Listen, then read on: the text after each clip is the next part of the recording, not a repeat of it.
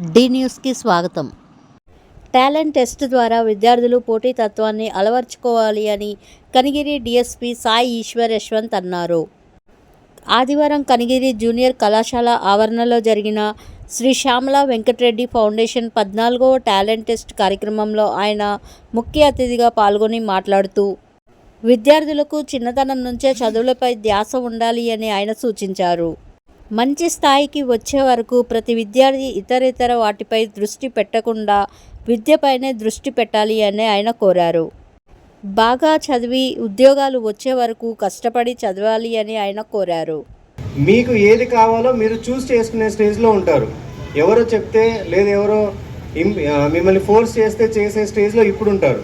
కానీ మీరు బాగా చదువుకొని మంచి జాబ్ తెచ్చుకున్న తర్వాత మీ మైండ్ని అప్లై చేసుకొని మీకు ఏది కావాలో మీరు డిసైడ్ చేసుకోగలుగుతారు. సో ఆ స్టేజ్ దాకా ఎటువంటి అన్నెసెసరీ ఇన్ఫ్లుయెన్సెస్కి లోన్ కావద్దు.